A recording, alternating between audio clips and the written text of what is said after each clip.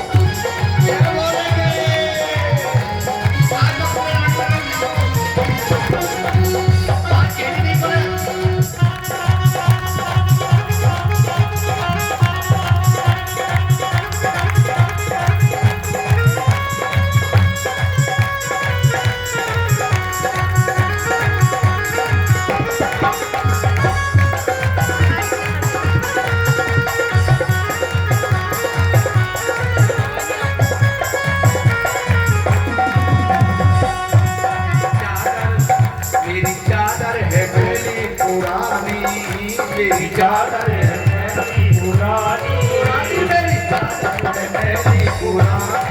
ओ मेरी चादर है पुरानी।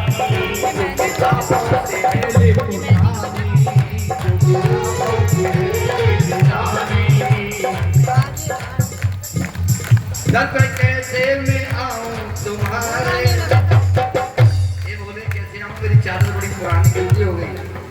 दर पे कैसे मैं आऊं तुम्हारे, समझो खाने के काबिल नहीं। मुझे माफ कर दो, मेरी माला के काबिल नहीं हो। मेरे बाबा मुझे माफ कर दो, मेरी पूजा के काबिल नहीं हो। क्या बोलेगी?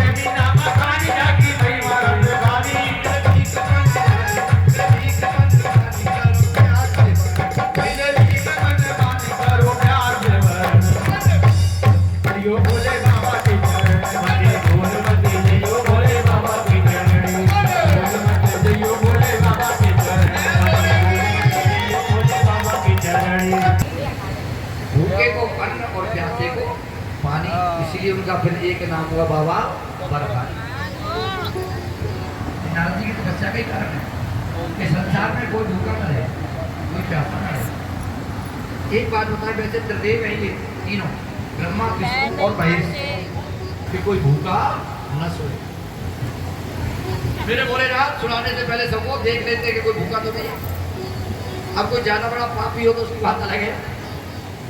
नहीं, शाम तक कुछ न कुछ खाने के लिए भोले बाबा का पैर आने से पहले वो चेक कर लेते, दे देते थे। तो नारद जी तपस्या करके जा रहे थे, तो क्या हुआ, विंध्य पर्वत सामने मिला, विंध्याचल।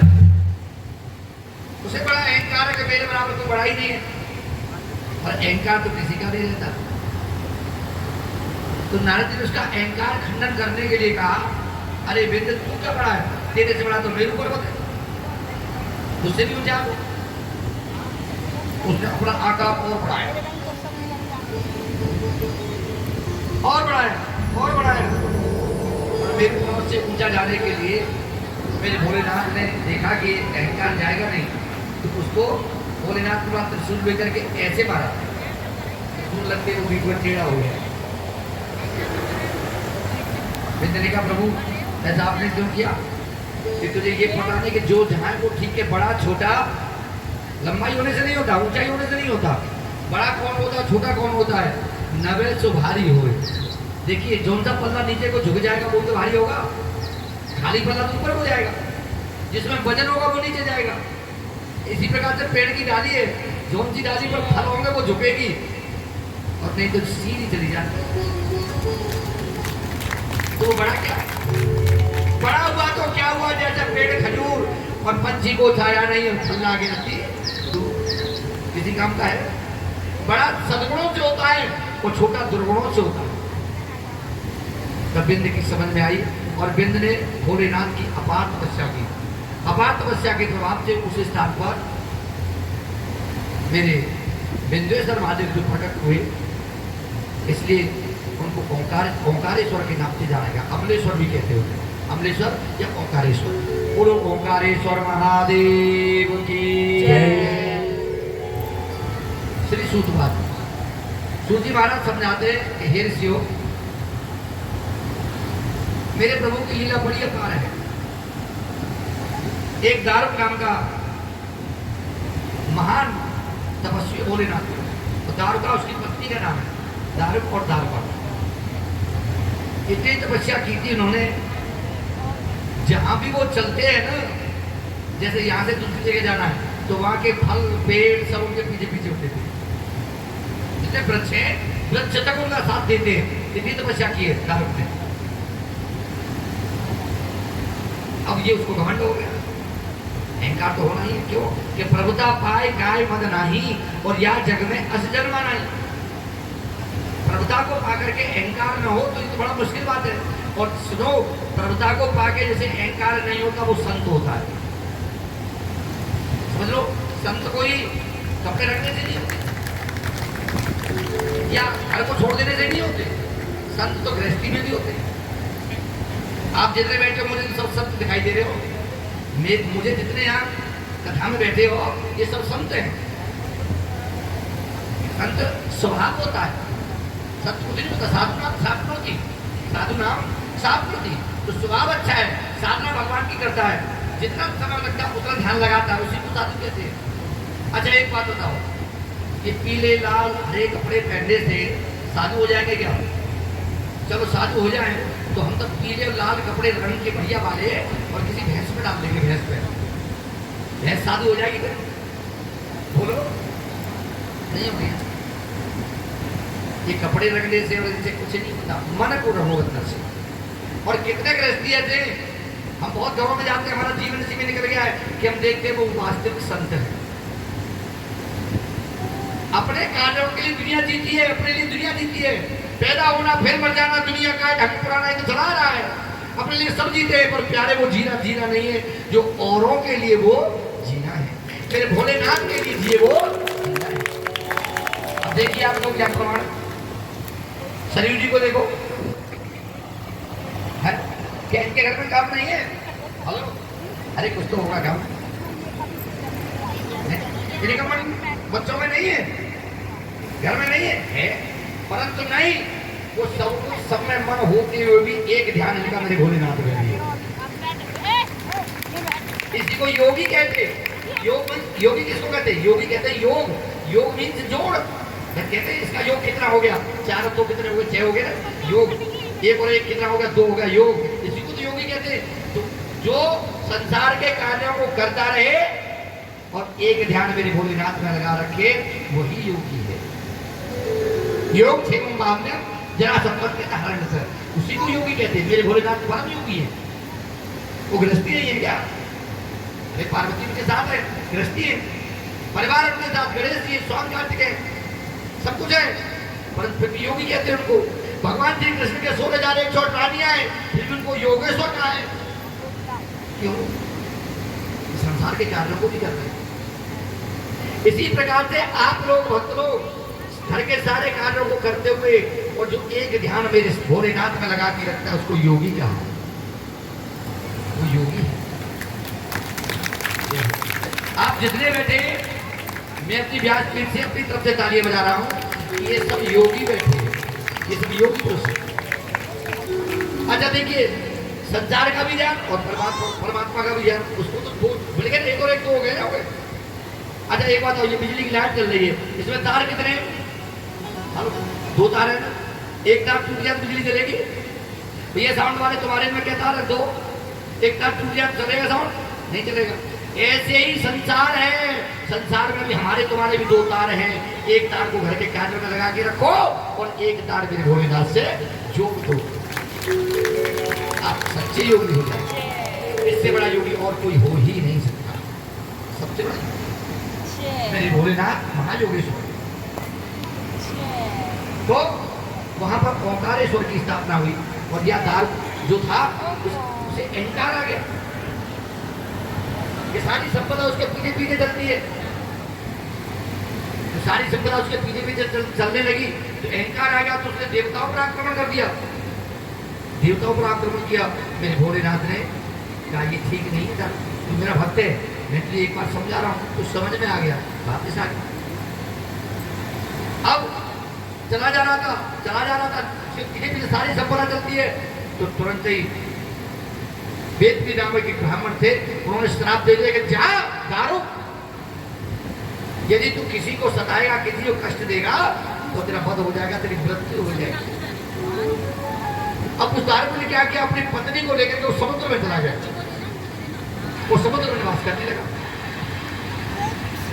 समुद्र में निवास करना धरती में, ऐसे समुद्र में रह रहा है। एक बार क्या हुआ कि बहुत से जो व्यापार करने वाले थे, पहले व्यापार नाम से हुआ करते थे, व्यापारी लोग वहां के जा रहे थे, इसके घरों ने, इसके सेवकों ने उनको पकड़ लिया और पकड़ करके उन्हें कैद खाने में, जेल में डाल दिया। जेल में डाल दिया। अब बेचारे बड़े दुखी। तो उसमें एक वैश्य था, वो वैश्य भगवान भोलेनाथ की पूजा किया करता था प्रतिदिन। अब पूजा करने के लिए उसे वहां कुछ नहीं मिला, जेल तो जेल है, वहां क्या मिलेगा? तो वो एक पैर पे खड़ा होके और मेरे भोलेनाथ का स्मरण करने लगा, ध्यान लगाने लगा, हे भोले, या मेरे पास कोई पूजन सामग्री नहीं है आपकी, तो क्या करेंगे कि कायेन मनसा और वाचेन रतिया और परतम पतायो हे तम पता परता के पायम अभितम पताज विज्ञानो तत परवेशिता। मेरा मन आपके अर्पण है। देखिए, आपके पास कोई पूजन सामग्री नहीं है, मन तो है, इस मन को अर्पण कर दिया। जिसने मन अर्पण कर दिया उसने सर्वस्व अर्पण कर दिया। और पूजा की सामग्री बहुत सारी 10 थालों में कितनी करनी, 10 थालों में, और मन तो नहीं, तो पूजा लगेगी नहीं। पूजा कर रहे हैं, पूजा करते करते अरे कहते हैं वो, और कैसे बन रहा हो, गाड़ी माला चल रही है, माला चल रही है। अरे माला फिर जग फिरा फिरान मन का फेर, अरे प्यारे करके मन का डाल दे दे, मन के मन का मन को फेरो, मन को। ये मन बड़ा विचित्र है। जिसने मन को फेर लिया, मन पता कैसा है, क्या कहता है, कब हूँ मन रंग तो रंग चढ़े, कब हूँ मन चाहते धन को, पर नारी देखिल ब्यावत है, कब हूँ मन चाहते बन को। मन की ये दौड़ अनेक वही, सुख शांति मिली न यातन को, सुंदरता से विचार कहे भैया डांट के रखो जा पापी। कंट्रोल करना पड़ेगा, करना तो नहीं पड़ेगा। अब ये मेरा हाथ है, मेरा हाथ है ना, अरे ये मेरा ही तो हाथ है, तुम्हारा थोड़ी है, ये मेरा हाथ है। और मेरे को ये रोता नहीं है, बार बार इधर उधर ऐसे करता है, 2-3 बार इसको किसी में मार दे, क्या कहते चोट लग जाएगी, फिर जाएगा हाथ नहीं जाएगा। ऐसे ही मन की दशा है, जब ये दौड़े मन तो इसको ऐसी जगह जाके गड्ढे में गिरा दो कि वो उठ ही नहीं पाए। जिसने मन को कंट्रोल कर लिया उसने सब कुछ कर लिया। मन जीव अपनी वृत्तियों पर कंट्रोल कर लो, अपने मन पर कंट्रोल कर लो, मेरे भोलेनाथ की शरण में चले जाओ, वो आपको पार लगाएगा। तो उस वैसे ने अपने मन को अर्पण कर दिया मेरे भोलेनाथ के, और भोलेनाथ के मन को अर्पण किया तो मेरे भोलेनाथ वहीं पर प्रकट हो गए, और वो स्थापना हुई उनकी नागेश्वर महादेव के नाम से। बोलो नागेश्वर महादेव की द्वादश ज्योतिर्लिंगों को बता दे, नागेश्वर की, नागेश्वर भगवान प्रकट हुए और दारुका का उद्धार किया, क्योंकि उनके तो गढ़ थे। देखिए एक बात होता है, जो ज्यादा तपस्या करता है उसका क्या होता है, सुनिए, ज्यादा जो भक्ति करता है उसका क्या होता है, जो ज्यादा भक्ति करता है वो अगले जन्म में राजा बनता है। तपे सुरीसो राजेश्वरी, तपस्या करोगे तो राजा बनोगे, ये बहुत पैसे वाले, बहुत अच्छे धनवान, राजा बनोगे। और फिर राजा बन के तुमने दान पुण्य नहीं किया, भोले का स्मरण नहीं किया, तो अहंकार आ गया, तो तपे सुरीसो राजेश्वरी, और राजेश्वरी से फिर नरकेश्वरी, कितना नरक में जाओ, समझ लो ये फॉर्मूला है। सफेद सुरी तो राजेश्वरी, और राजेश्वरी तो फिर नरकेश्वरी, फिर नरक में जाना पड़ेगा। इसलिए यदि परमात्मा ने धर्म दिया है तो अहंकार कभी नहीं करना, और जितना हो सकता है शुभ कार्यों में उसको लगा देगा, फिर आप नरक नहीं जाओगे, फिर वैकुंठ की प्राप्ति हो जाएगी। ये धर्म किसने दिया? एक बात बताएं, लोग कहते हैं हमने कमाया, अच्छे अच्छे कमाने वाले चले गए, कौन कमा पाया? कमाने से नहीं होता है। हाँ ठीक है, कर्म करना चाहिए, कर्म किया जाता है, परंतु कृपा मेरे भोले की होती है, कृपा मेरे भोले की होगी तभी कुछ कर पाओगे, अन्यथा उससे पहले आप जो कुछ भी तो नहीं कर सकते। ये संसार सागर है, ये संसार सागर रहता है, ये याद समझ सुनो। बहुत से लोग तो ये मान बैठे अपने मन में कि अब हमें जानो ही ना, 100 वर्ष के हम इंतजाम कर रहे हैं, ठेकेदार बन गए, ठेकेदार नहीं नहीं नहीं, ये बच्चों को बना दिया, नातियों को बना दिया, बच्चों के बच्चे एक दिन बड़े खुश हो जाते, ओहो बाबा बाबा कह रहे हैं, गोद में ले लेते हैं, पीठ में चढ़ाया जाता है, घोड़ा बन जाता है, क्या क्या जीव गृहस्थी कब तक है? गृहस्थी जब तक अपने से उत्पन्न पुत्र हो या पुत्री, उनकी शादी विवाह नहीं हुए जब तक हम गृहस्थी है, उनका पालन कीजिए। और जब उनकी शादी विवाह हो गए, वो करने लगे, अब हम गृहस्थी नहीं है, अब हम वानप्रस्थी हो गए, अब घर में बिल्कुल नहीं रहिए, छोड़ दीजिए, घर में रह भी रहे तो मतलब छोड़ दीजिए घर से। वो क्या कर रहे हैं, क्या नहीं कर रहे, पर डायरेक्शन इज अपोजिट, उल्टा हो जाता है। क्या बुढ़ापे में हाथ पैर तो काम करते नहीं है, जवानी में बहुत काम किया है, अब बुढ़ापे में काम तो होता नहीं है, सारी इंद्रियों में शिथिलता आ जाती है, हाथ पैर सब एक सारा और जोर कायम आ जाता है, जीभ और चलती है। अरे चलिए में आप तो कर भी ना आवे, सास बहू की लड़ाई क्यों होती है? इसलिए तो होती है। अच्छा एक बात बताएं आप मुझे, सास और बहू में सास विश्वास ज्यादा करती है बहू का, बहू विश्वास ज्यादा करती है सास का? बताओ, सोच के बताओ। बहू करती है, ये कह रही तुम ही बताओ। कोई किसी का नहीं, ये बिल्कुल पक्का बजा देती है। एक बात मेरे ध्यान से सुनना, देखो सास की बात सुन लो,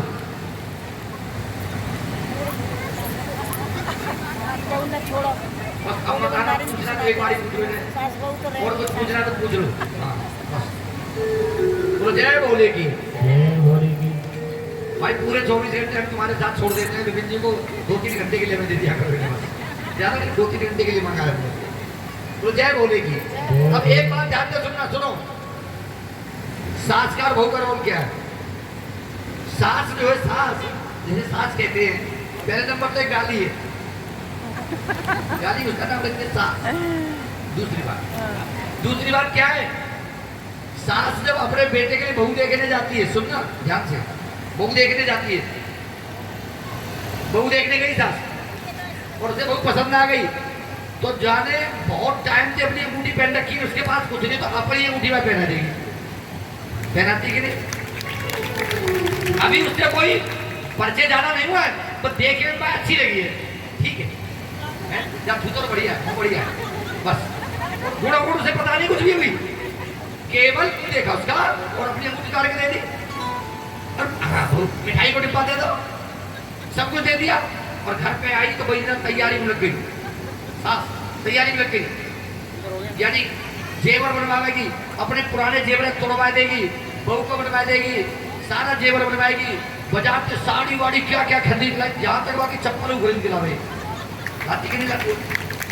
चप्पल जूते भी लाएगी उसकी, सर्दियाँ है तो स्वेटर शॉल भी लाएगी, सारा सामान लाएगी, जो थोड़ा बहुत कम पड़े और घर में व्यवस्था ना आ रही तो वहाँ को कोर्चा को जुड़े हुए पैसा को उन्नू दे देगी, लगा दे, क्या बढ़िया होना चाहिए। कितना विश्वास कर रही है, अभी उसे कुछ पता नहीं है कैसी है, सारा अपना सब कुछ बहू को सौंप दिया, और बहू को सौंपने के बाद जब शादी होके आई, सुनो, उसके मायके से जो अलमारी आई ना, अलमारी 2 दिन 3 दिन वो बहू रही हमारे ना, और 2 दिन 3 दिन रहने के बाद उसने क्या किया, अपना सारा सामान उस अलमारी में रखा और चाबी घुमाई और संग रह गई। किसका सामान था? सास का, उस पे इधर कब्जा कर लिया, तो बहू विश्वास कहाँ करती है? कहता है 1% भी नहीं करती, विश्वास तो सास करती है, विश्वास तो सास करती है, वो अपने एक दिन में, अरे ठीक है ताला बंद कर दिया, जाते वक्त उस चाबी को कह देती, ले माता जी ये संभाल तुम रखी ना, सब सामान रखे हो, तो उसका सीना चौड़ा हो जाता कि नहीं हो जाता? पर नहीं, बड़ा मामला उल्टा है। लोग कहते हैं सास को बहू जो बेटी माननी चाहिए, परंतु बहू को भी तो अपनी माँ माननी चाहिए। वो जो माँ छोड़ के आई है वो पाप की माँ छोड़ के आई है, और ये माँ धर्म की मिली है। जहाँ ये व्यवहार होगा कि सास समझे मेरी बेटी है और वो समझे मेरी माँ है, वो लड़ाई झगड़ा कभी हो ही नहीं सकता। हो सकता है। एक जगह हम राजस्थान में, ये धौलपुर के पास राजा खेड़ा है, सुनिए प्रत्यक्ष बात बता रहा हूँ मैं, कथा करने गए थे, कार्तिक का महीना चल रहा था, बहुत सी बातें कार्तिक नहाती है, यहाँ भी नहाती है, कौन कौन नहाती है हाथ खड़े करके दिखाना, जो कार्तिक स्नान करती नहाती है, बहुत है यहाँ तो बजा दो जोड़ जाती है, तो कार्तिक नहाती सुबह जल्दी जग के अंधेरे में, यही है ना, ऐसा ही नहीं है मेरा कुछ, और हमारी भी आदत है कि हम सुबह जल्दी स्नान करते हैं, तो अब वहीं रुके हुए थे हम, यहाँ से चले जाते थे रोज हम, भाई दूर जाते तो वहीं रुकना ही पड़ेगा, तो वहीं रुके हुए थे हम, और सुबह सुबह हम 4 बजे स्नान करके 4:30-5 बजे से आ रहे थे, गांव के याद में 12 कुएं ये होते हैं, वो सारी गतियों में स्नान करके आ रही थी, और बड़ा सुंदर एक भजन गा रही थी, मैंने अपने साथ वालों से कहा रुको भाई रुको, सुनो इतना अच्छा गा रही है ये माता, इतना अच्छा गाती है, हम गाई, पता क्या गा रही थी वो, मंदिर नहीं जाऊंगी, वो मंदिर में जा रही, क्या कर रही थी, पूजा करते मंदिर में, तो भाई आगे सुनो ये क्या कह रही है, जाए तो मंदिर भी नहीं है, तो क्या कह रही थी, कि घर को ही मंदिर बनाऊंगी, मेरा नहीं तुम्हारा ही वजन है, अरे घर को ही मंदिर बनाऊंगी, मंदिर नहीं जाऊंगी, घर को ही मंदिर बनाऊंगी, मंदिर नहीं जाऊंगी।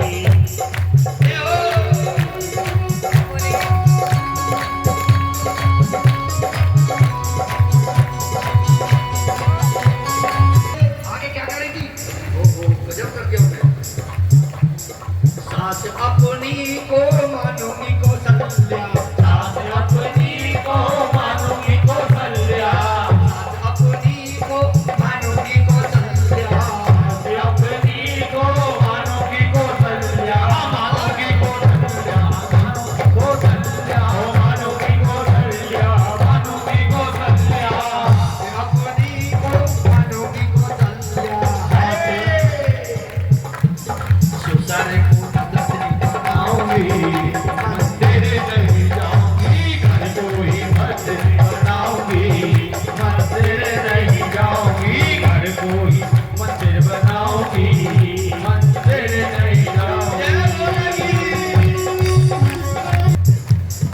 जेठ अपने को मानो की शंकर जी, जेठ अपने को मानो की शंकर जी, हाँ मानो की शंकर जी, हाँ मानो की शंकर जी, मानो की शंकर जी, हाँ मानो की शंकर जी। जेठ अपने को मानो की शंकर जी, जेठ अपने को मानो की शंकर जी।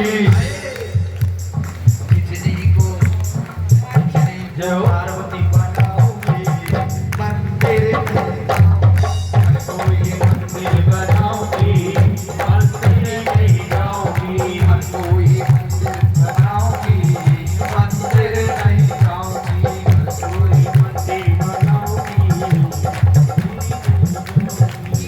पूरा भजन मुझे याद नहीं हुआ, उन्होंने बड़ा अच्छा गाया था। माने एक एक करके सारे देवता घर के बना दिए थे, सारे देवता। और बात सच है, जब ऐसा भाव जाओगा वो घर ही मंदिर बन जाएगा। मंदिर जाने की आवश्यकता क्या रहेगी? बोलिए। हम बड़े प्रसन्न हुए, आगे अपने जहाँ रुके हुए थे वहाँ रुक गए। तो गाँव में याद था बिल्कुल, वो 10वीं चारपाई पड़ी रहती थी, हम बैठे थे, सब लोग बैठे थे। हम उन लोगों से कह रहे भाई तुम्हारे गाँव में माताएं बड़ा अच्छा गाती है और बहुत अच्छी है। बोले कुछ लोग बोले बोलते पंडित जी, गुरु जी, मैंने कहा हाँ ये कार्तिक नाती है, हमारे यहाँ बड़ी भक्ति है। अच्छी बात है। चाय आ गई, चाय पी रहे थे, सच कह रहा हूँ 2 घूंट पी पाए होंगे हम चाय, 2 घूंट, पूरी चाय नहीं पी पाए थे। तो एक सुंदर सा बच्चा दौड़ा दौड़ा आया और आके वहीं उसका पिता बैठा था। गाँव में पिता से बहुत से लोग चाचा कहते हैं, तो वो जोर जोर से चिल्ला के कहने लगा चाचा चाचा। बोले हाँ जल्दी घर चलो। बोले क्या हुआ? कि मम्मी यादू फोड़ियो अम्मा ते तो और अम्मा की सिर फाड़ दो। बोले क्या हुआ? कि वो जो गाड़ी ने सासों को कौशल्या बनाऊंगी वही ने सिर फाड़ दो। जय बोली। एक बात बताएं आपको, ये माता गाती तो बहुत अच्छा है, जानती सब कुछ है, परंतु उसका अनुकरण नहीं करती, उनका अनुसरण नहीं करती, उसका पालन नहीं करती। गड़बड़ है।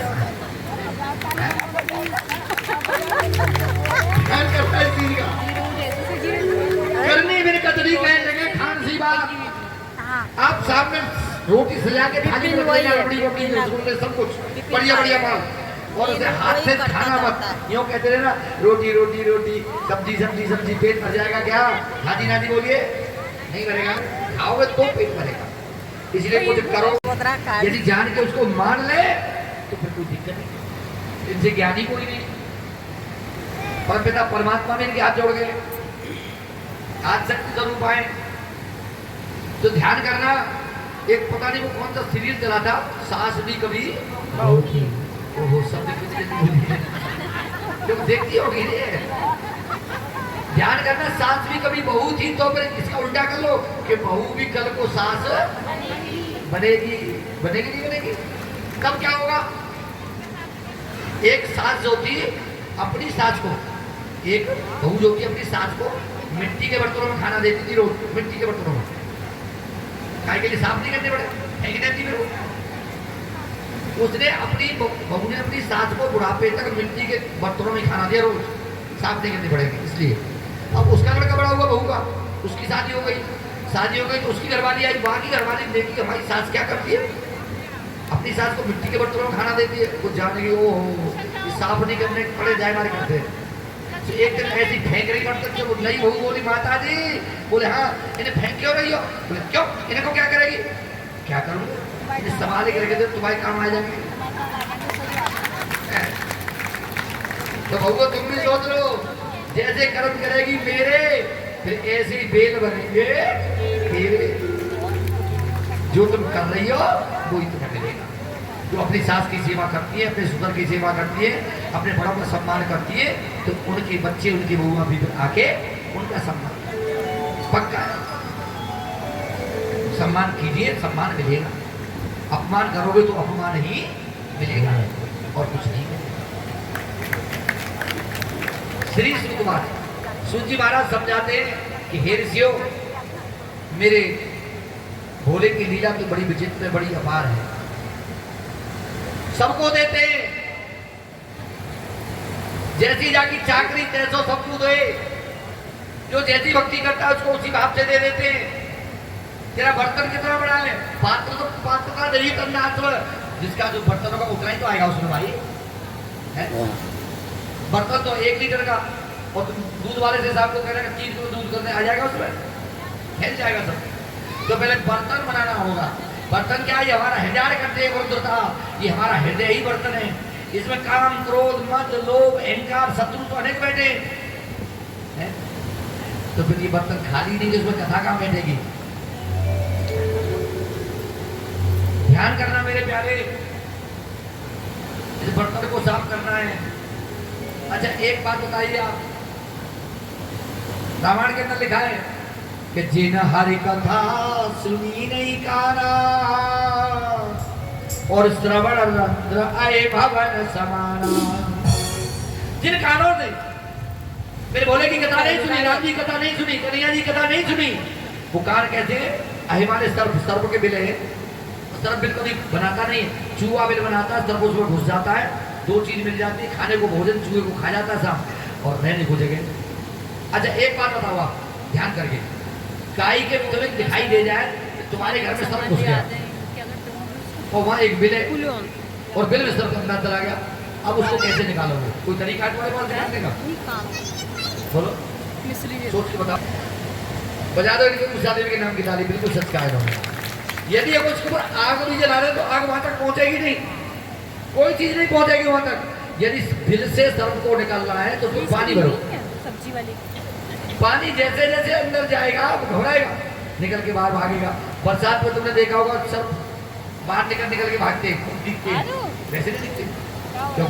सर्दियों में नहीं देखेंगे, सर्दियों में अंदर चले जाते, खड़े रहते हैं। और बरसात में क्या होता है, वो बिलों में पानी भर जाता है तो बाहर निकल के भागते हैं। इसलिए सर्प को निकालना है तो क्या करना पड़ेगा? पानी बनना पड़ेगा बिल में। प्यारे वो तो एक सर्प घुसता है और जीवात्मा के अंदर कितने काम रूपी सर्प, क्रोध रूपी सर्प, लोभ रूपी सर्प, मोह रूपी सर्प, कितने सर्प हमारे भीतर बैठे हैं। अब इन्हें कैसे निकालोगे? पानी के अलावा निकलेंगे नहीं। तो पानी क्या है? जिन हरि कथा श्रवण रंध्र, ये हमारे जो कान है ना, ये कान भी तो एक बिल है, इन बिलों में पानी बनना पड़ेगा। कौन सा पानी? ये नहाने वाला पानी मत भर देना, कि गुरुजी बता रहे थे। कौन सा पानी? ये जो कथा सुनते हो, कथा रूपी पानी। ये कथा जैसे जैसे अंदर जाएगी, आपके विकार, काम, क्रोध, मद, लोभ, अहंकार निकल के बाहर भग जाएंगे और आपका बर्तन खाली हो जाएगा, फिर इसमें खूब सारी कथा समझ जाएगी। इसलिए कथा को सुनना परम आवश्यक है।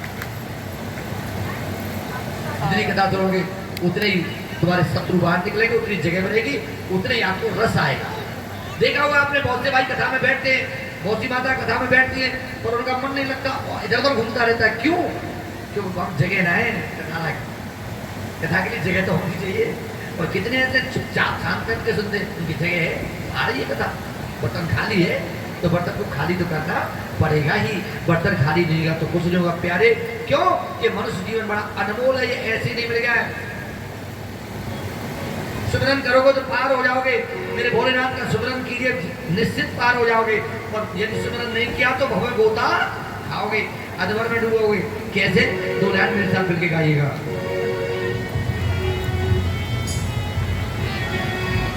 सुमिरन बिन गोता खाओगे,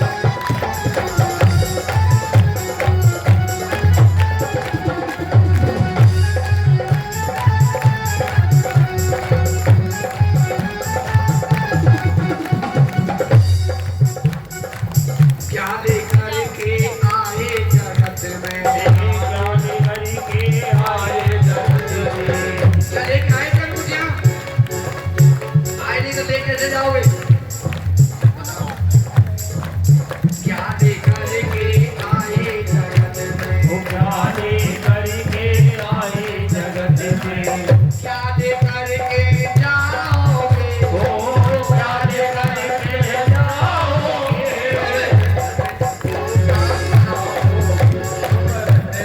गोदा खाओगे ये बोलेगी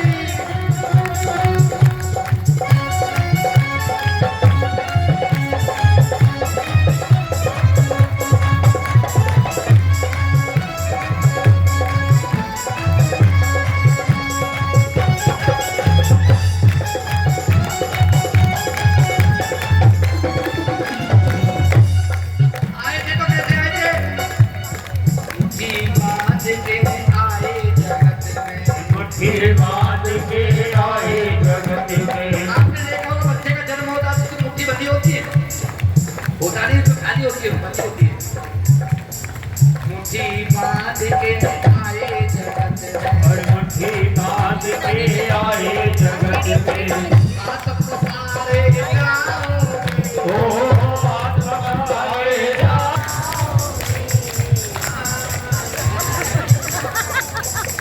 अरे जी हाँ बड़ा मुंह बोलो हाँ सब तीन लोग पीछे वाले हो तीन लोग भी बोले हाँ सब सारे हाँ सब तो अभिमानी सोच समझ ले ओ अभिमानी इतना की दिना की है जिदगारी ओ सागर तर जाओगे ओ अब सागर तर जाओगे गोदा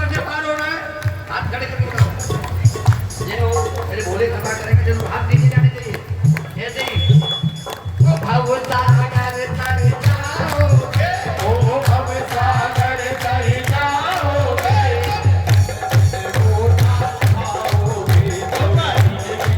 गोदा खाओगे इन भजन बहुत बचिताओगे गोदा खाओगे गोदा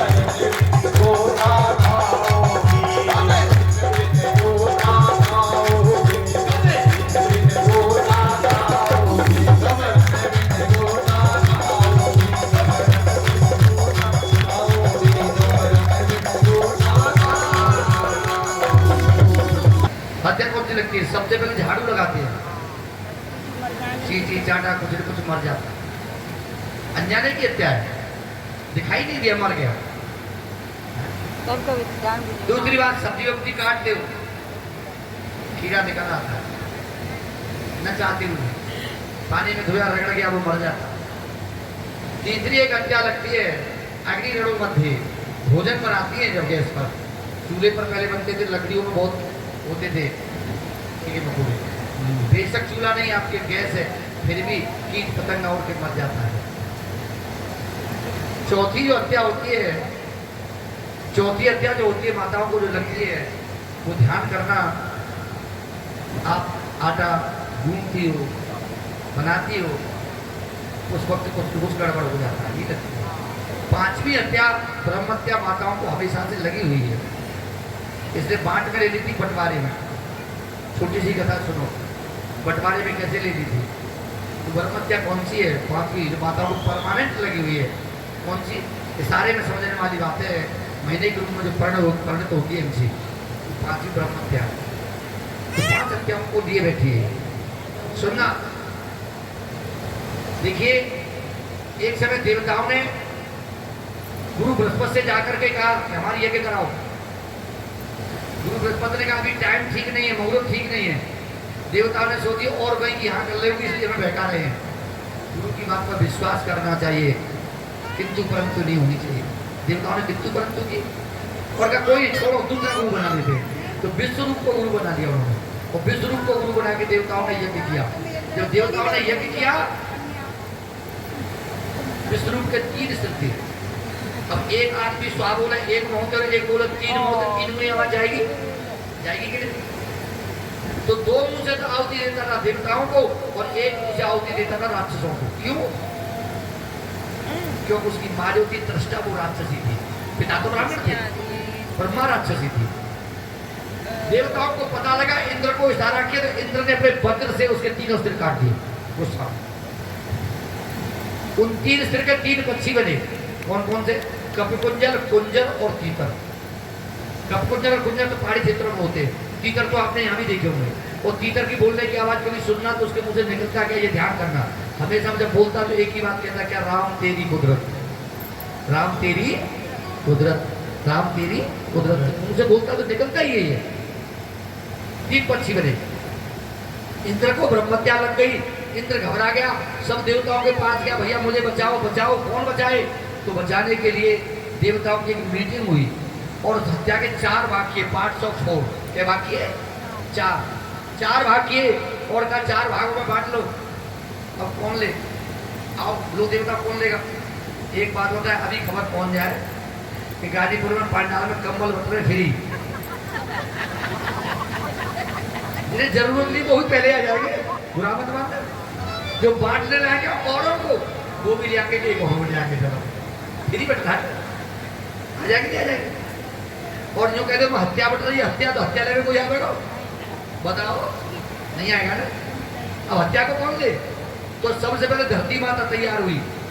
एक भाग धरती माता ने लिया जो बंजर और ऊसर भूमि आज भी वो ब्रह्मत्या है। दूसरा भाग जल देवता ने लिया, जो पानी में फैन निकलता झाग, वो ब्रह्मत्या है। तीसरा भाग वृक्षात्मक परिवर्तित पेड़ों ने लिया, वृक्षों ने, जो गोंद निकलता है वो ब्रह्मत्या है। बहुत सी माता तो गोंद के लड्डू बना के खाती है। सनातनियों को, सात्विकियों को गोंद कभी नहीं खाना चाहिए, तो ब्रह्मत्या है। 3 भाग बट गए, एक भाग रह गया इंद्र से कि अब तो तू ले ले जाए, बाकी मैं तो देव को चौथाई ना ले सकूं। इसे कौन ले?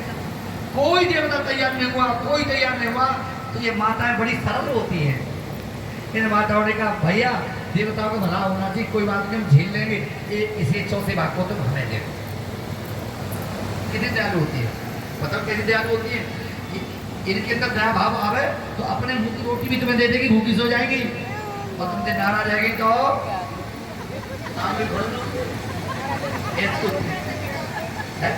तो चौथा भाग ब्रह्मत्या का किसने लिया? माताओं ने, जो आज महीने के रूप में परिणत होती है वो ब्रह्मत्या। अब इन ब्रह्म सारी हत्या का निवारण क्या है हमको? पहले निवारण तो मेरे भोलेनाथ ने कर दिया, सुन लो। भोलेनाथ ने क्या किया? जब भोलेनाथ ने देखा कि इस स्त्री ने ब्रह्मत्या को अपने सिर पर ले लिया, तो उन्होंने क्या किया? उन्होंने कहा वेदक के रूपम प्रताभ्याम सर्ववेदं के मनोसुत आयतांके प्रवेश।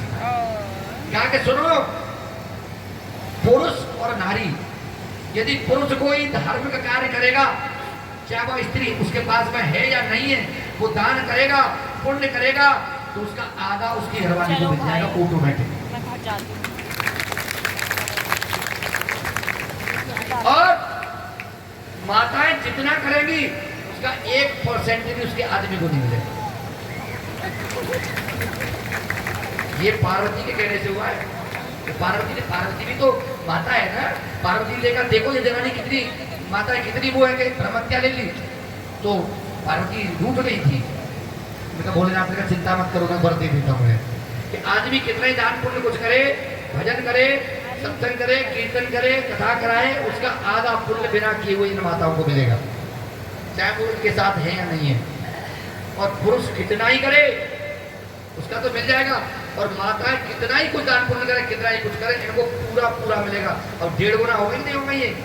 हेलो, अपना कर रही वो अपना है ही, और आधा पति का भी ले लिया तो 1.5 गुना हो गया। त्याग में शक्ति है, त्याग करके तो देखिए, उन्होंने त्याग किया तो 1.5 गुना होगा। अब बताओ, तो 1.5 गुना जिसमें बल हो वो आदमी से काय भी झुकेगा? है कुछ झुकने वाला काम क्या?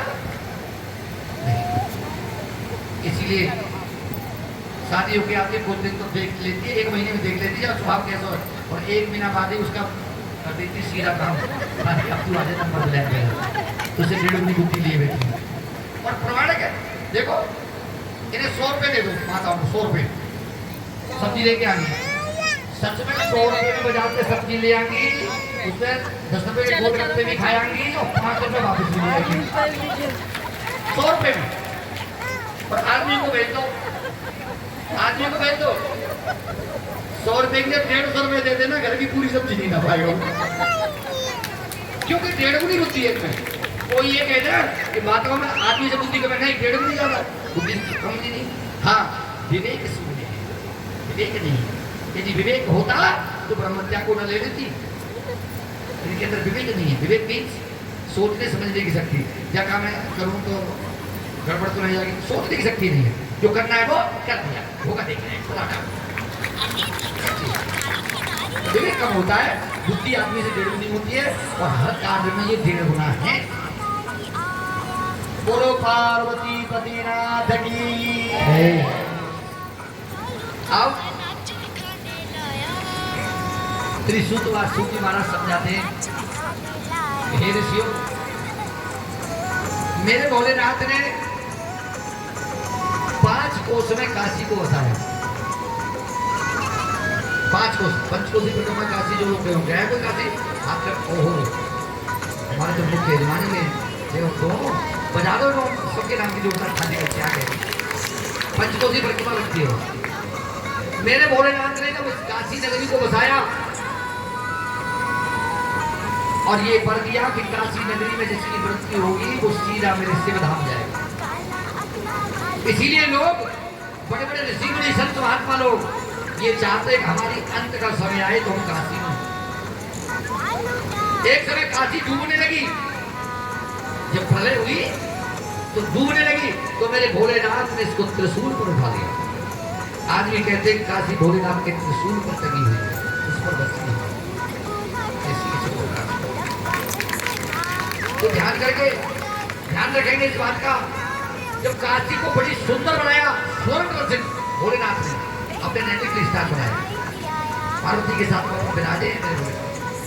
जब अपना स्थान बनाया भगवान विष्णु ऊपर से उसकी सुंदरता को ध्यान रहे थे, देख रहे थे कितनी सुंदर है ये किसने बनाई भाई इतना सुंदर। तो देवताओं ने कहा ये भोलेनाथ ने बनाई। ऐसे टेढ़ा करके ऐसे देखा, इधर को देख लिया, इधर को देख लिया, एक तरफ ऐसे टेढ़ा करके देखा तो भगवान विष्णु के कान का एक कुंडल गिर गया हुआ। भगवान विष्णु के कान का जब कुंडल गिरा, जिस जगह पर गिरा वह मणिकर्णिका घाट हो गया। मणिकर्णिका घाट है, हर वक्त इतना बड़ा घाट दुनिया में कहीं नहीं मिलेगा आपको। शमशान घाट इतना बड़ा शमशान कहीं नहीं मिलेगा। वहां 24 घंटे चिता जलती ही रहती है। जिन्होंने दर्शन किए उन्हें पता होगा हर वक्त। तो ध्यान करेंगे, मेरे भोलेनाथ ने काशी को त्रिशूल पर बताया।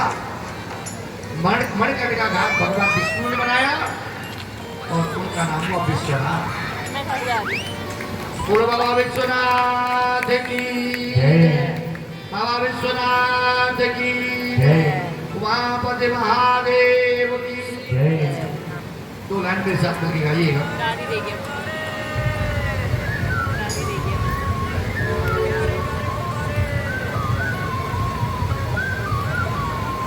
अरे मैं काशी जाऊंगी सखी, काशी जाऊंगी।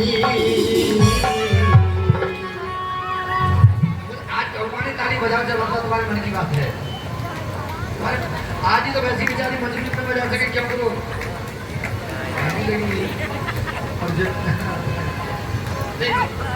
जो मैं आके बिगाड़ मत लेना, ध्यान से बजाना, मन से बजाना। ओ काशी जाऊंगी सखी में, काशी जाऊंगी और मेरे उठे हृदय में तीर सखी में तो काशी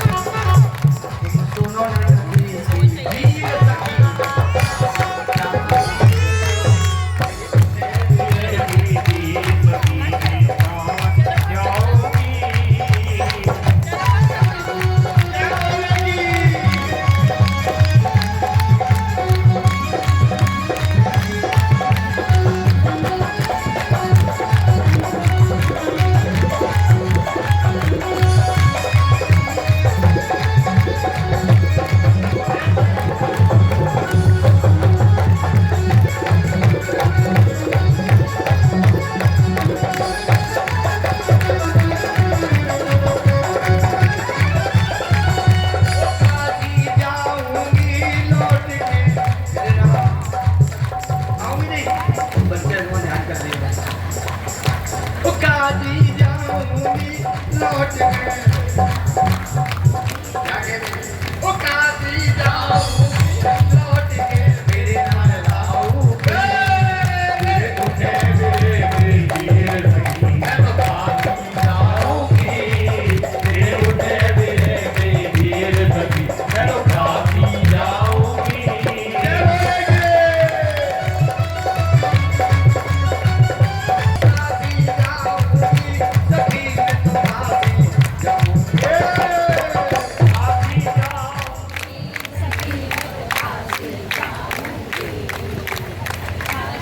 जाऊंगी सखी मैं काशी जाऊंगी। काशी जाना ना काशी बड़े हाथ करो ओ काशी जाऊंगी काशी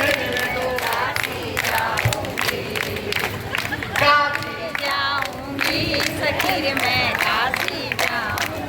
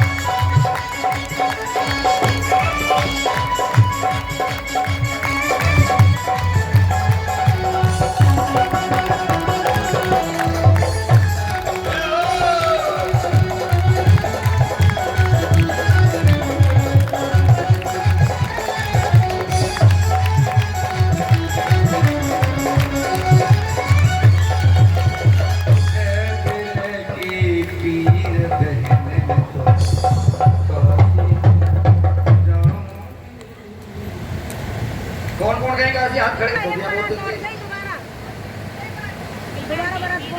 अरे बिपिन का मायका तुम्हारा बिपिन क्यों बोलेगा करोगे चलो तुम खाना पीना मत करना एक चाय पिला देगा चाय पिला देगा चलो ठीक है कोई खाएगा भी नहीं तुम चाय इतना दिल तो है बजा दो मेरे 10 पिट कर दो बजा दो सुनो इसका दिल बहुत बड़ा है दोनों टाइम चाय ठीक है हमारे लिए आती है बजा दो मेरे जोरदार ताली तो देखिए जिनको काशी जाना होगा नमः शिवाय जोर से बोलो ये तो सबसे आता है ओम नमः शिवाय ओम नमः शिवाय ओम नमः शिवाय ओम नमः शिवाय ओम श्री शिवाय नमस्तुभ्यम ओम श्री शिवाय नमस्तुभ्यम ओम श्री शिवाय नमस्तुभ्यम ओम श्री शिवाय नमस्तुभ्यम ओम श्री शिवाय नमस्तुभ्यम ओम श्री शिवाय नमस्तुभ्यम ओम श्री शिवाय नमस्तुभ्यम आप साक्षात काशी में बैठे हो विपिन जी ने इसको काशी बना दिया है ना जहाँ पर भाव रमण जाए वही स्थान काशी है इस समय साक्षात आपको ऐसा लग रहा हो या नहीं लग रहा हो पर मुझे तो लग रहा है कि मैं काशी में बैठ के कथा कह रहा हूँ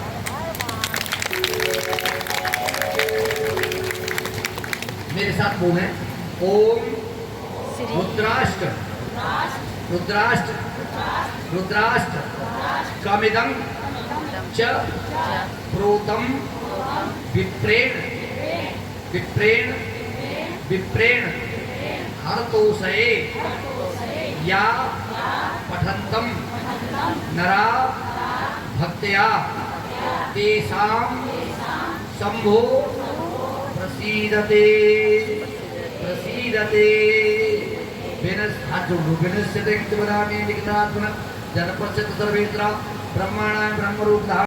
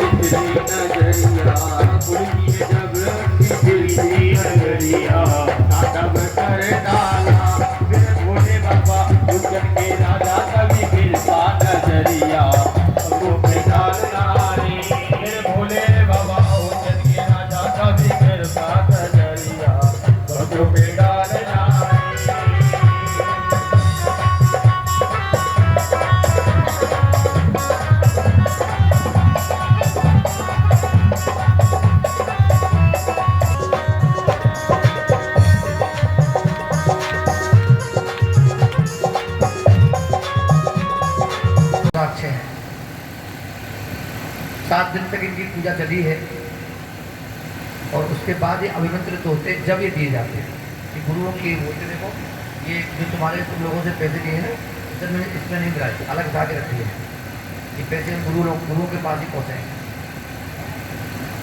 हमें तो गुरुओं का आशीर्वाद इतना है कि उनकी कृपा से हम कर खा रहे हैं, उनका इतना काम तो हम कर ही सकते हैं, है ना। और वो भी किसके लिए करते हैं, वो सिद्ध पुरुष है, वो किसके लिए करते हैं, वो भक्तों के लिए करते हैं। इसलिए परमात्मा सर्वे सुखन से सर्वे भवन्तु निरामया, सर्वे सब सुखी रहें, सब निरोगी रहें। देखिए अब मेरी बात ध्यान से, जिसके मतलब की जो बात हो वो सुन लेना, तो सब चीज़ बता दूंगा कि किसको क्या करना है, किस ज़रूरत के लिए क्या करना है, वो मैं बता दूंगा आपको। तो ध्यान से सुनते रहें, अपने अपने मतलब की बात को नोट कर लें कि हमने इसलिए लिया है, हमारा काम इस काम से होगा, ठीक है जी। अब सुनिए, जिस बच्चे की विवाह शादी में बाधा आ रही हो, लड़का हो या लड़की, ठीक है ना।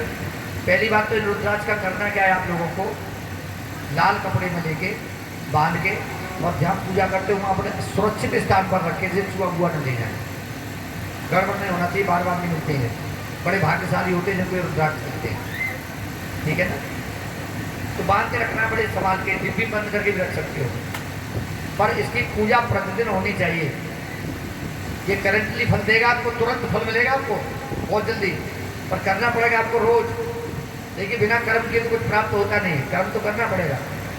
तो करना क्या है, आपको बहुत छोटा सा उपाय है। पूजा जैसे नादों के रोज पूजा करते हो, इसमें एक बार सिर्फ गंगा जल के ऐसे छींटे लगाने हैं और धूप बत्ती दीपक जो भी जला रखा है वो ऐसे करके दिखा देगा। अब सुनिए, ये तो सभी को करना है, जिन्होंने लिए सुख शांति के लिए सभी को करना है। तो अब ध्यान से सुने, जिन बच्चों की शादी में बाधा आती है, लड़का हो या लड़की, शादी में बाधा आ रही हो, तो ये पूजा प्रतिदिन रुद्राक्ष के ऐसे ही करते रहे। हर अमावस वाले दिन एक पेड़ा 2 पेड़ा जो श्रद्धा हो, पर एक तो जरूर होना ही चाहिए, लेना है। और उस पेड़े में से ऐसे करके भोलेनाथ का ध्यान करके कब रुद्राक्ष का भोग लगाना है, और उस पेड़ को अपने घर में ही, बाहर वाले को नहीं देना है, घर में ही प्रसाद के रूप में खा लेना है, क्योंकि शादी बहुत जल्दी हो जाएगी। पूरी साल में हम पकड़ पाएंगे या कितने दिन से परेशान करूँगी, तो पक्का चाहे लड़का हो या लड़का। जहाँ तक काल तरफ दोष भी होगा ना, वो भी शांत हो जाता है इससे। जिनके काल तरफ दोष होता है वो भी शांत हो जाता है, एक बात। दूसरी बात, किसी की नौकरी में बाधा आ रही है, नौकरी पेशा नौकरी के लिए नहीं कर पा रहे हैं, तैयारी बहुत करते हैं परंतु वो आगे नहीं बढ़ पा रहे हैं। उनका नंबर आते आते कभी 1 नंबर से रहेगा, कि 2 नंबर से रहेगा, आधे नंबर से रहेगा, नहीं वो रुक जाते, रुकावट आ जाती है, ठीक है ना। उसको क्या करना है, उसको ये करना है, 7 काली मिर्च लेनी है, सुनिएगा, 7 कितनी, 7 काली मिर्च लेकर के धूप दीप जला करके पूर्णमासी वाले दिन, किस दिन, पूर्णमासी वाले दिन, और 7 काली मिर्च इस रुद्राक्ष जहाँ आपका रखा है उसे टच करके 7 काली मिर्च को, और जाके चुपचाप जाके उस बच्चे से वो भोलेनाथ के मंदिर में चढ़ाया है 7 काली मिर्च। समझ में आ गया। अब किसी के रोग नहीं जाता है, रोग धोग है, तो आपने देखा होगा आगे का पेड़ होता है, आगे का पेड़ आग बोलते हैं जिसे, दूध निकलता है जिसमें, वो आगे का पेड़ का जो ऊपर फूल जैसा आता है, बोर जैसा आता है, 2 वो लाने हैं, कितने, 2 ला करके, और हर त्रयोदशी को, मैंने त्रयोदशी 2 बार पढ़ती है, हर त्रयोदशी को आगे के फूल को इससे टच करके, रुद्राक्ष से टच करके, और इसको ऐसे भीड़ के भोलेनाथ पे शिवालय में जाके चढ़ा देना, और उसी में से इतना लेके उसको खा लेना। मैं कह रहा हूँ बड़ी बात नहीं है, जिनके डायलिसिस तक होती थी वो बंद हो गई लोगों की। कितना भयंकर रोग है, एक बार डायलिसिस पर चला गया नहीं तो चला गया, जल्दी बंद नहीं होती है। श्रद्धा और विश्वास से इसको करके देखना, डायलिसिस के मरीज भी ठीक हो जाते हैं। दूसरी बात, जिनसे आता है महामृत्युंजय का जाप, वो अपने आप कर सकते हैं, 1 माला 2 माला, रोज नहीं कर पाए तो त्रयोदशी को जरूर करें जो, और इस रुद्राक्ष को सामने रख करके बैठ के तब करें, दीपक जला के घी का, और प्रतिदिन 1 माला करें तो बहुत जल्दी ठीक होगा, बहुत जल्दी ठीक होगा। अब आ जाते हैं। बहुत आजकल ये लड़ाई झगड़ा बहुत ज़्यादा हो रहता है, आपस में कोई किसी की सुन के राजी नहीं है, टेंशनबाजी रहती है। पत्नी कह रही है कि ये कैसे करें, मामला ठीक नहीं है, पति कह रहा है मामला ठीक नहीं है। पति पत्नी में, माता पिता में, बच्चे में, घर में राड़ रहती है, कलेश रहती है। तो आपको क्या करना है,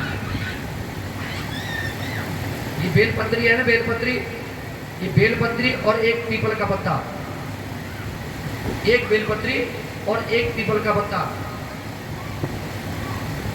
प्रदोष बेला में, प्रदोष बेला समझते हैं, त्रयोदशी की शाम को प्रदोष बेला जो लगती है, प्रदोष काल में, प्रदोष काल में पीपल का पत्ता और ये एक बेलपत्री लेकर के इससे रुद्राक्ष से टच करके और शिवालय में जाके चुपचाप पढ़ाया जाए। कोई बड़ा काम नहीं है, उनके घर में शांति हो जाएगी। अब आ जाती बात किसकी, कमाते तो बहुत है पर पता ही नहीं लगता कहाँ जा रहा है, बरकत नहीं गई घर में, बरकत नहीं है। तो हर सोमवार को आपको ये कार्य करना पड़ेगा।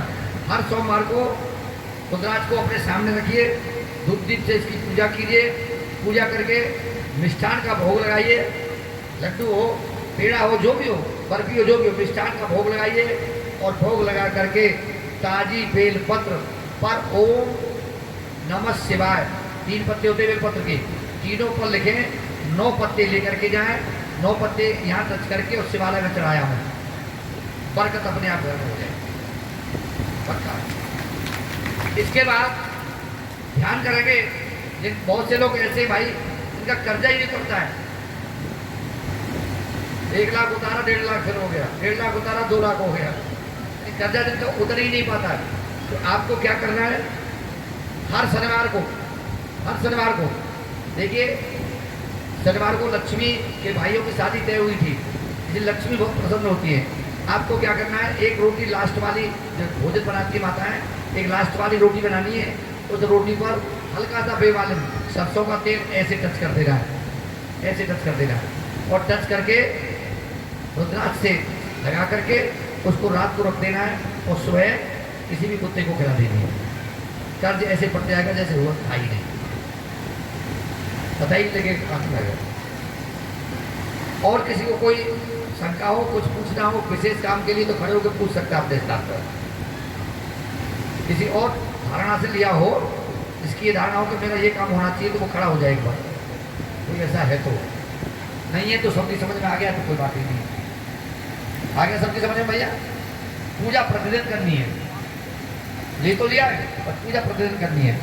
ऐसा दिन नहीं होना चाहिए कि ये नागा हो जाए। यदि आप नहीं कर सकते हो, घर में और मेंबर है, किसी और से करा दीजिए। आप कहीं गए हुए बाहर हो तो घर में कोई न कोई तो रहेगा जो है। और कभी कभी ऐसा मौका आ जाता है कि आप सभी बाहर चले जाते हो तो इसको साथ में ले जा सकते हैं, ऐसी कोई बड़ी दिक्कत नहीं। जहाँ हो वहाँ पूजा कर सकते हो, पर पूजा का क्रम मत तोड़ना। आ जाओ, क्या पूछना, फटाफट आओ, इधर आओ, निकल क्या देती, इतनी देरी नहीं करते। सभी हाथ जोड़ने और मेरे साथ प्रार्थना करें। एक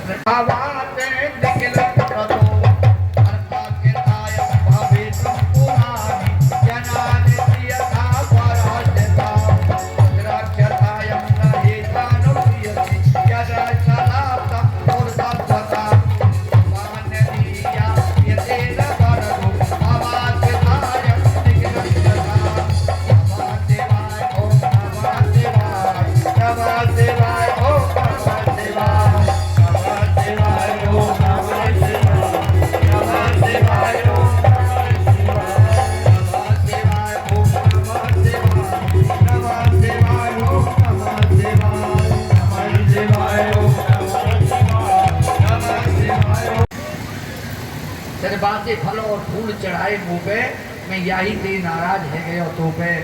बेटी पति तू सुंदर पावेगी, पर मरे और मराए मिले बड़ी मुश्किल से जावेगी। ध्यान करना, पति तो तुझे मिलेगा पर मरा हुआ मिलेगा। तो कहने भी तो मरे को बेलपत्र चढ़ाए भाई, जैसा हम किसी को देंगे हमें ऐसा ही मिलेगा। हालांकि वासिक की पुत्री थी, अपने पिता से अमृत लेके, उसका पति कौन था, एलम देगा भीमसेन, जो जहर देके जहर देकर के गंगा जी में डाल दिया था ना, गंगा जी में डाल दिया था, और गंगा जी में डाल दिया था, वो बहता चला गया, उसे खींच करके लाई अपने पिता के यहाँ से। उसके अमृत का कुंड था, अमृत उसके मुंह में निचोड़ा तो भीमसेन जीवित हुआ था। तो वो तो भीमसेन जिंदा कर लिया था। एलमदे ने उसके यहाँ तो अमृत का कुंड था, हमारे तुम्हारे यहाँ किसी के पास तो अमृत का कुंड है नहीं, पता नहीं कौन सा काम गड़बड़ हो जाए।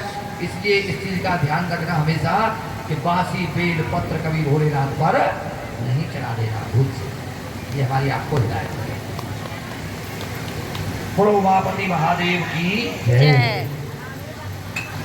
ताजी तोड़ के रहो, नहीं है तो मन चढ़ाओ। एक बात। दूसरी बात, फिर सूती महाराज समझाते हैं कि हे ऋषियों सुनो, आप सब ऋषियों सुनिए, हे ऋषियों सुनो, जितना आप शिवालय में जाकर के बेलपत्र फल फूल सामग्री आग धतूरा क्या क्या चढ़ा के आते हो, फल चाहिए और ज्यादा फल लेना है तो एक भी पत्ता मत चढ़ा के आना, आप माल्यार्पण करें। माल्यार्पण क्या होता है? माल्यार्पण होता है कि जो लोग चढ़ा चढ़ा के ढेर लगाए गए उसकी सफाई। जितना फल बेलपत्र चढ़ाने का मिलता है उससे 27 गुना ज्यादा फल उस साफ सफाई का मिलता है जो आपने शायद कभी नहीं। चढ़ाने का फल अलग है परंतु उसकी सफाई का फल किए ना जो करते हैं उनको फल जरूर मिलता है? जाकर के कुछ तो जाके बहुत शौक में थाली भर के बेलपत्र ले जाएंगे, थाली भर के और चढ़ाएंगे। अरे चढ़ा के जो आ रहे हो ये भी तो देखो, इसकी सफाई कौन करेगा? तो आप माल्यार्पण करके आए, यानी उसकी साफ सफाई करके आए शिवालय में जाकर के, तो उसको अपार फल की प्राप्ति होती है। दूसरी बात, ये प्रतिदिन कथा में हमने आपको बेलपत्र दिए, ये प्रतिदिन खाने थे आपको। अब आपने क्या किया ये आप जाने। कल जो बेलपत्र हम आपको देंगे वो खाना नहीं होता है, वो बेलपत्र आपको खाना नहीं है। वो बेलपत्र संभाल करके जहाँ अपना कुबेर का भंडार है वहां पर रखना, जिससे आपके भंडार भर जाए। और पक्का भरेंगे भंडार यदि विश्वास है तो। विश्वास नहीं है, no release is without belief. यदि पूरा विश्वास है, श्रद्धा है तो सब कुछ प्राप्ति होगी। ऐसा असंभव शब्द मेरे भोले बाबा क्या कोई है ही नहीं। उनके यहाँ तो सब संभव है, जो कहीं नहीं कभी नहीं होता हो वो यहाँ होता है। ये सच्चा दरबार है। अब मैं जैसा कि मैंने कल बताया था आप लोगों को, शिवलिंग बना के कौन कौन लाए हाथ खड़े करना, बहुत लोग लाए। अपने अपने सामने शिवलिंग रख लो, अपनी थाली में अपने अपने सामने रख लीजिए, अपने अपने सामने रख लीजिए। आपकी हमारे पास रखी चिंता मत कीजिए, इसकी पूजा यही करा देंगे। आज लगा लो अपनी पूरी उम्मीद मेरे भोले से, समर्पित हो जाओ और कह दो है मेरे भोलेनाथ, मुझे ये कष्ट है मन में, मुझे ये कष्ट है। इस दिन महापुराण में था आपके सामने साथ साथ भोले जाते हैं और आपके सामने 12 ज्योतिर्लिंग बनी हुई है। बिल्कुल मन में ध्यान लगा के अपनी जो भी परेशानी है, जो भी समस्या है, इंसान से मत कहना, भोले से कहना कि जरूर पूरी कर देगा आपकी मनोकामना। लगा ही ध्यान होने का, झूम के मस्ती में जाना है और भोले में ध्यान लगाना है। कैसे? कि दरबार में भोले बाबा के और जो के दर्द मिटाए जाए, दरबार में भोले बाबा के दुख दर्द मिटाए जाए।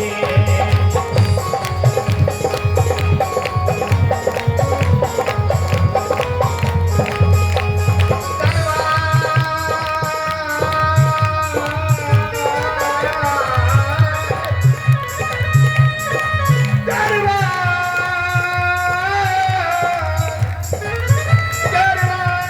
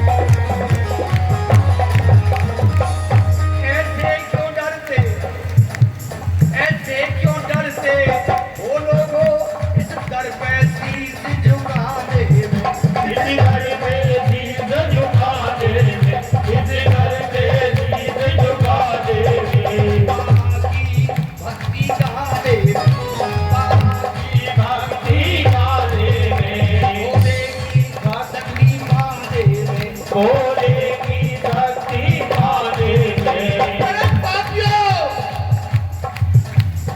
ये तो भूगल कहलाता है, जाति पे चढ़ाते हैं। भोले बाबा के दुख दर्द मिटाए जाते हैं। भोले बाबा के दुख दर्द मिटाए जाते हैं।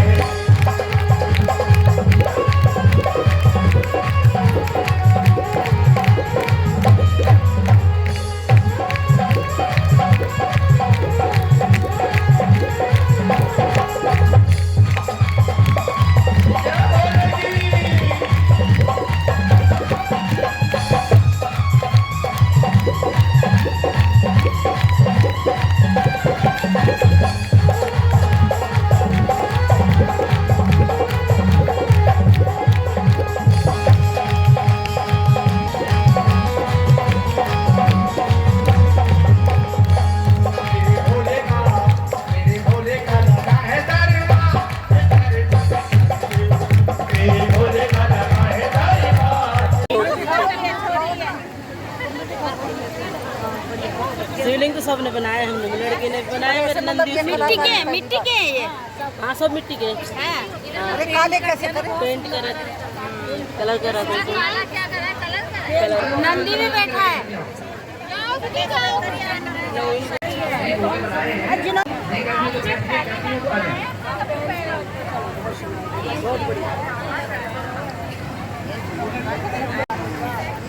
बहुत सुंदर भैया, भगवान के हर रूप सुंदर है प्रभु, हर रूप में सुंदर है। भोले बाबा के कई रूप है ना। जय हो भोले बाबा। जय हो भोले बाबा। वाह कितने सुंदर है। इन्होंने तो सच्ची के बनाए, जैसे सच्ची मुच्ची के तो है। अरे तुम महादेव, हर हर महादेव। बाप रे हैं? नाग ओ भोले बाबा के नाम। बहन अपने आप बनाए, अपने आप। हाँ तो बच्चे बनाए, लड़की साथ में। जय देवी ओम तारा, स्वामी हर शिव ओम तारा। ब्रह्मा विष्णु सदाशिव, ब्रह्मा विष्णु सदाशिव, हरि नागेरा। ओम जय शिव ओंकारा, एकानन चतुरानन पंचानन राधे, स्वामी पंचानन राधे। अंधासन करुणासन सेवान साधे। ओम जय शिव ओंकारा, चार चतुर भुज चतुर्भुज हरिभुज, स्वामी दशभुज अति भोले। तीनों रूप निरंता, तीनों रूप निरंता, त्रिभुवन जन पूरे। ओम जय शिव ओंकारा, अक्षमालावन त्वमेव त्वमेव ज्ञानवं त्वमेव त्वमेव सर्वं मम देव देव। करुणावतारं